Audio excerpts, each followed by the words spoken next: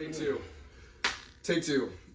Hi, this is JT Thomas, and you're watching Positive Feedback Loop, where we have great conversations with interesting people.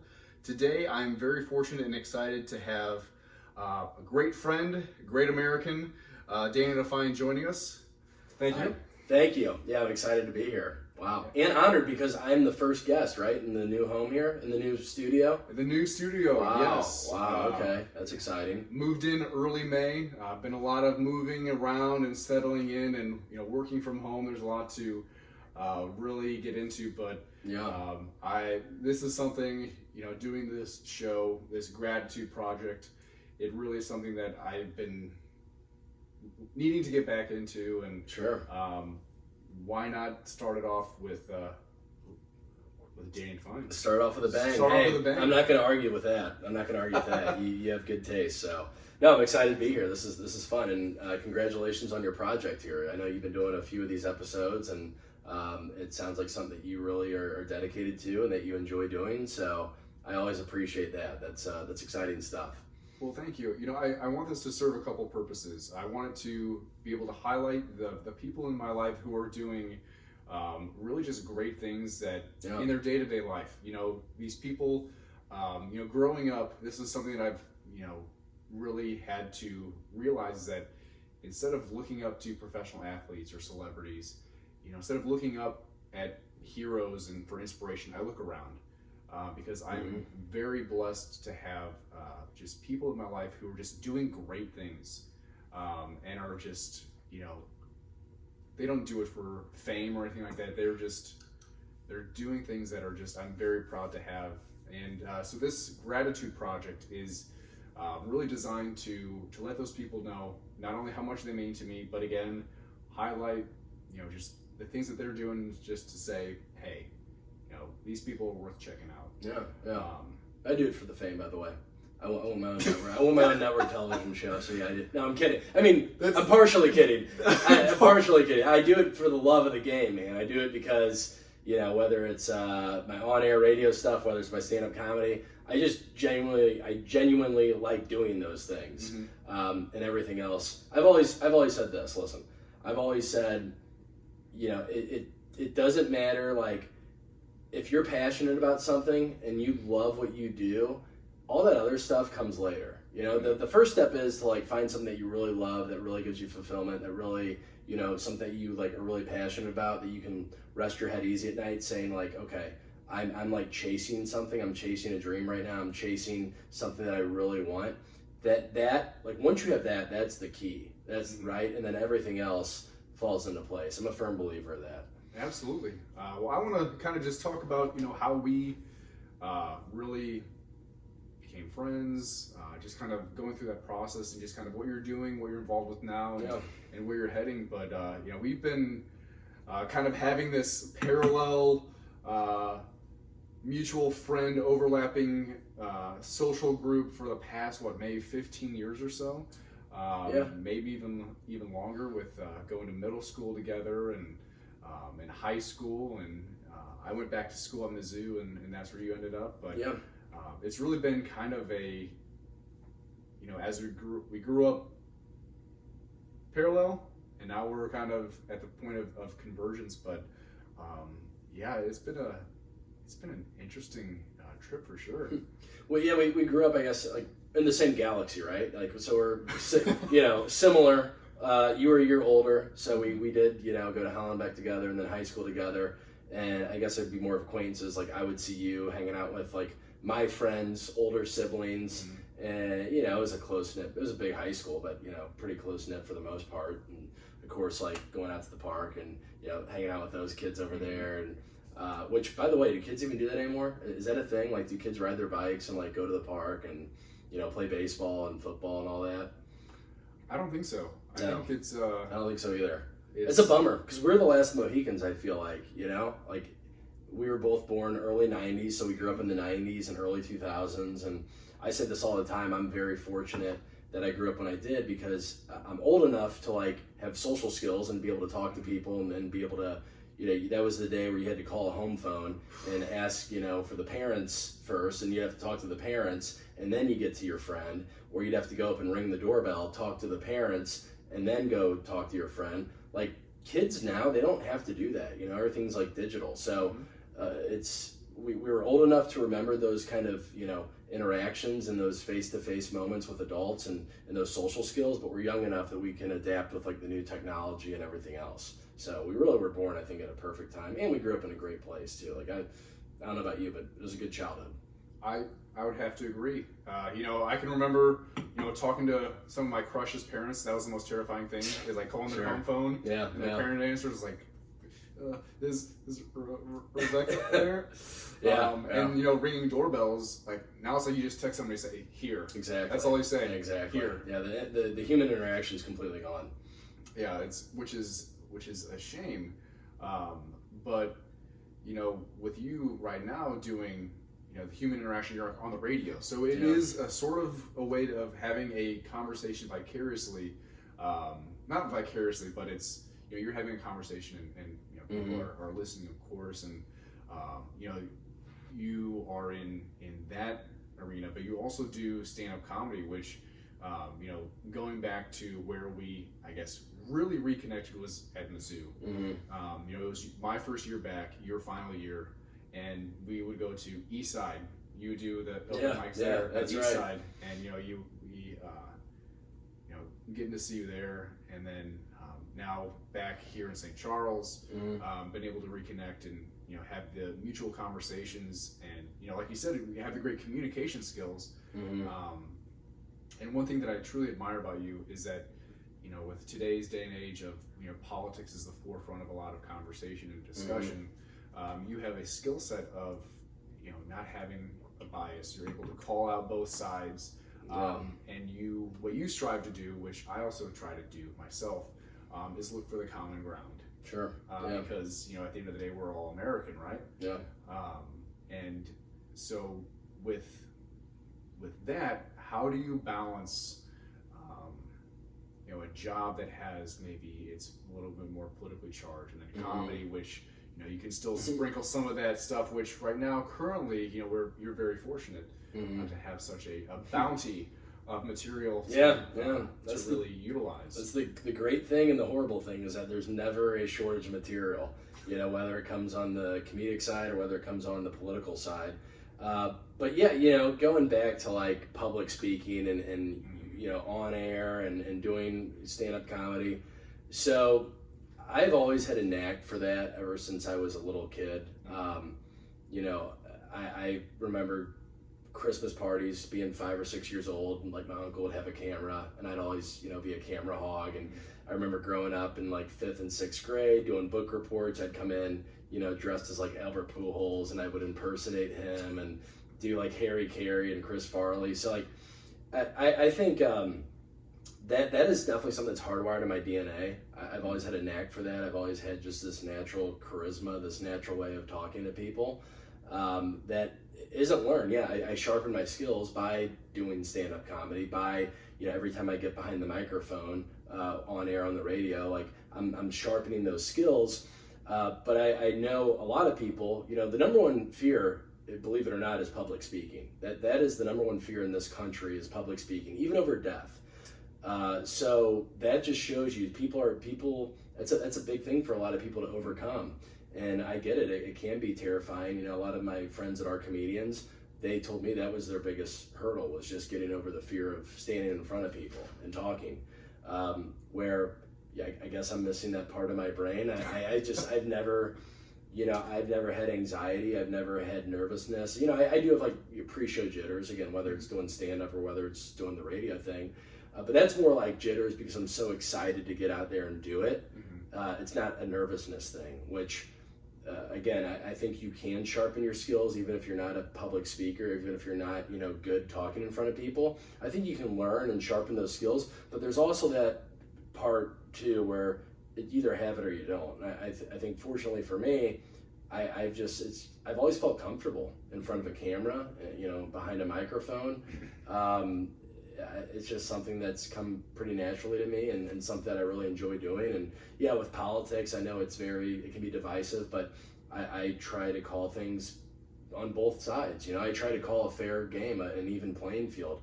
there's a lot of nonsense on the left, but there's also a lot of nonsense on the right. And I've been saying this for a long time. I think we need to have a third party. I've said that for a long time. I don't think it's going to happen because of, the money that's behind Republicans and the money that's behind Democrats. But I think that whole two-party system is just so tribal to me, and it's so outdated. So I'm really like, my goal is, I want to leave the world a better place. Again, people can interpret this other ways. Like people can say, oh, he's talking about politics. He's like so edgy and he, is, divisive. But I'm just trying to spread awareness. I'm trying to open people's eyes up. I'm trying to promote open and healthy conversation, because that's what I like. If there's a person that, wants to have a conversation with me, no matter what their political views are, no matter what their background is, I welcome that with open arms. I don't shun those people away, because I'm a very curious person by nature. Like, I'm just genuinely curious. So like, if I ever have the chance to talk to somebody from a different background or from a different philosophy, I'm going to take that conversation 100 times over, because that's as a human being, I'm just a curious person, and I like to learn from people from all walks of life. And I think, I don't have everything figured out in life, but I think people taking that tip and going at things with an open mind, I think could really open up your mind and expand your way of thinking. I really do. Yeah, you mentioned sharpening your skill, and the effort that it takes, and that's true. It's a perishable skill.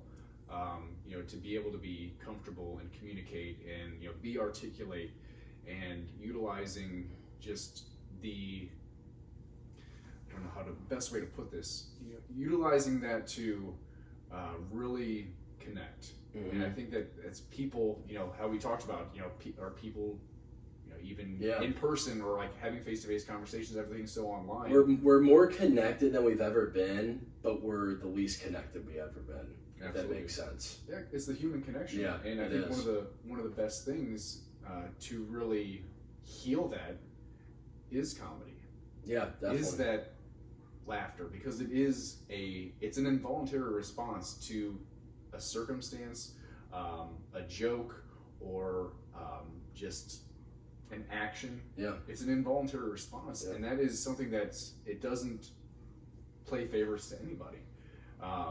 And so, you talked about being almost like a little bit of a ham, and being seeking and having that feeling of jitters. But then haven't you realized that after you do either the if you're on air or immediately after you do your set, at the Funny Bone at Beale Street in St. Charles. Yeah, that's a fun comedy club. But you have that feeling of just, it's almost like a weight's been lifted. You have that rush, and you're just like, I did this. Oh yeah, I accomplished this. Yeah, that's a rush that I hope everyone can experience in life, because so many people, they don't pursue something that they really want. Maybe it's fear, maybe it's just they can't do it, out of inconvenience, whatever it may be.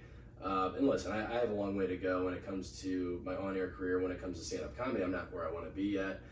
But my whole thing is, you're only on this planet for a limited amount of time. So if you want to do something, which like comedy, that was kind of nagging at me for a while. Like I felt something inside me where I just needed to do that. And same with radio. If you want to do something, just do it.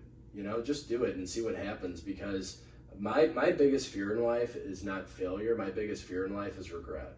100%. Like I can go and try something, and if I fail, that's fine. But I'll take it as a learning experience. But the last thing that I ever want to do, my biggest fear, my biggest nightmare, is taking any kind of regret with me. And so I've always thought that way, but then I think after COVID too, it really reinforced that way of thinking, just because I saw how fragile everything is and how it can all just go away like that. So that's how I like to live my life. And yeah, that feeling though of like making somebody smile and making somebody laugh, that is such a great feeling to me. And that's what I try to implement in my political show too. I know politics, it's serious, and it's, it can be a downer and all that, but my kind of angle, the way I want to do things differently, I want to take politics, but I also want to add my own comedic flair to it. I want to put a little comedic spin to it. And there's a time and a place you need to be serious, but also there's a lot of things too that you can just laugh about and try to, and no matter if you're on the left or the right, you can think it's funny. So making somebody laugh, putting a smile on somebody's face, that's something I've always been really passionate about and something that I really enjoy. Well, I mean, with that being said, it sounds like you have a recipe for maybe something down the road in the future because, striving for things is important for everybody. Yeah. And not being complacent and having striving for something and having purpose. It sounds like, it's taking you a lot of time and, maybe unintentionally some certain events and circumstances have maybe made you more aware of just the fragility of life and you're like, hey, this is what I want to do. Mm-hmm. And that's something that I truly admire and respect about you is that you do that. Mm-hmm. You do what you say and you say what you do. Yeah. And so I guess down the road, with currently having the foundation of the radio and the stand-up comedy, do you see yourself maybe combining those into something for you, maybe at a bigger scale with a bigger audience because as you said, conversation is so important because and also face to face, where you have that response, you have that immediate feedback, you have the body language, you have the hey, is this person really understanding what I'm saying, or are they just gonna just watch it and then post something like, well, what's next for you? I think what's next for me is, so as far as the comedy thing goes, admittedly, I have an extremely busy schedule, but it's still not, I need to be more consistent doing open mics because, I do one, once a week, like once every other week. That's kind of my sweet spot right now, but I have a lot of friends that are in comedy that, they are doing it like 4 or 5 times a week. And, now again, I have a career that's pretty demanding. I have really, I have early hours and I have a lot of stuff on my plate, but still, I think if I can get more consistent with comedy, because the times that I do it, it's sporadic, but when I do it, it usually goes over pretty well. So if I just applied more energy and time to that, I really believe I could have a big career in comedy. But again, the biggest thing is just consistency. And I tell all my friends that, I'm not a veteran by any means, but I've been in the comedy circuit long enough to see the biggest thing is consistency, because if you take a week off, that week leads to 2 weeks, and then those 2 weeks lead to a month, and then that leads to 2 months. So just getting out there, doing the repetitions. So if I can get better at doing that, just being consistent with it, I have the material, I think I have the stage presence where it could really turn into something. So I'd say short to medium term goal, trying to get out there more, and by the end of the year, just have a polished 30-minute set, with stand up. That would be my kind of intermediate goal. With the on-air stuff, I think that's actually going to move forward pretty quickly. So I've been on air on 97.1, Mark Cox Morning Show, every Monday morning at 7 o'clock, just to plug my segment. Absolutely. So I'm on 97.1, Mark Cox Morning Show. I've been doing that for about 2 months now, and that's actually been going really, really well, which I knew it would. But that's going really well, and I don't want to make any promises, but I think in the near future, in the next few weeks, next few months, you'll probably be hearing me a lot more on air. Again, there's some other factors that we got to hammer out, but it's been going really well, and I think there's a really good future in that. And then my big goal, I'd love to maybe have my own show on radio, but then also get on network television too. I'm not saying I want to be like this person, but next Tucker Carlson, next Sean Hannity. Hey, those guys, they're getting older. They're not going to be there forever. Somebody's got to take their place. Why not me? That's what I always say when, I like to dream big, and I always say, why not me? Somebody has to do it. So somebody's got to be on primetime television. Somebody's got to have their own radio show. Somebody's got to, be the next big stand-up comedian. Why not me? Somebody's got to do it. So that's the way I look at it. And but right now, man, I'm just enjoying the journey. I'm not trying to look too far ahead. I'm a very in the moment type person. I just live day to day, and the journey. Sometimes you're so focused on the goal that you lose sight of the journey, and you lose that fun of the journey. I'm just appreciating the journey right now, and wherever it takes me, it takes me. But I'm just I'm loving life every single day. I'm having fun. Wow. And if that's not a reason to to support someone like Danny, then I don't know what it is. Because, you know, hopefully by having this conversation and by featuring you on this show, I'm not saying that I'm a launching pad or that I have a grand audience, but hopefully, you know, someone who watches this can, you know, see the person behind the comedy or see the person behind the show and realize that there is somebody who is a lot more complex than, and puts in work and is, you know, really understands and grasps the reality of like, hey, I need to be consistent. I need to work. Like there's a lot more than just the 5 minute. There's a lot more than just that 30 minutes that's on stage. So hopefully, you know, by having this conversation, you can have a more of a genuine connection, even, you know, for bringing new people to your show. Yeah, because I know you text me every once in a while saying, hey, I'm going to be doing a show at the Funny Bone. Come on out. Are you available? And usually you text me right as I'm finishing up at the gym. I got to run home.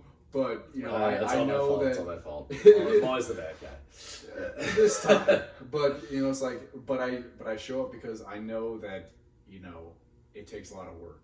I know that it sucks going out to an open mic and not seeing a familiar face in the audience. So hopefully by, you know, having our conversation here and being on that, you can have a lot more people invested in you as a person, as you and a comedian, and can just... when they tune into the radio, say, hey, that's the face. You know, normally people tell me I have a face for radio, but people no, they don't say that. They can say, hey, like, I know that guy. That's a good guy.